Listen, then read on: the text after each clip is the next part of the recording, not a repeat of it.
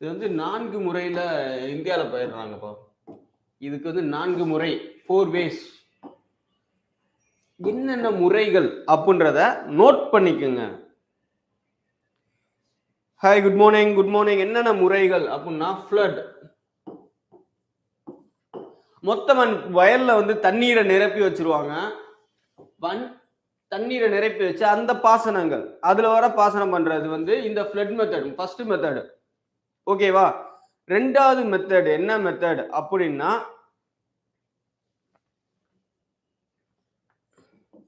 Trip method. Third method என்ன மெத்தட்னா centre point method.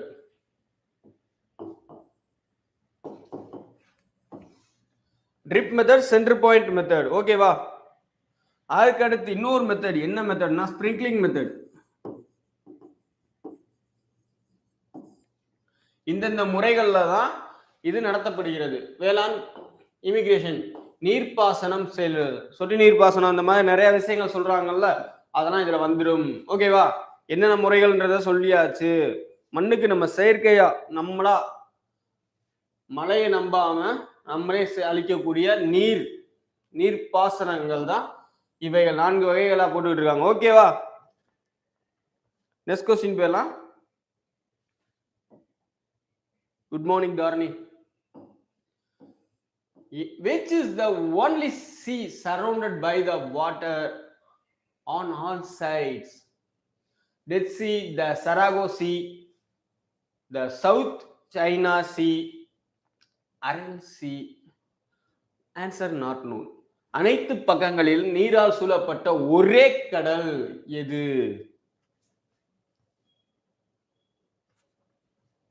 இந்த ஒரு சி மட்டும்தான் அனைத்து பக்கங்களும் கடலால் சூழப்பட்டுள்ளது. இது எந்த இதுல இருக்குன்னா அட்லாண்டிக்கால இருக்குப்பா. அட்லாண்டிகா ஓஷன்ல இருக்கு. அட்லாண்டிகா ஓஷன்ல இது இருக்கு. இது நீரோட எல்லையே இல்லாத ஒரே கடல் இதுதான், அட்லாண்டிகா ஓஷன்ல இருக்கு. இதை எப்படி எல்லாம் அழைக்கிறாங்க அப்படின்னா answer B, right answer. Super பா. ஓகேவா.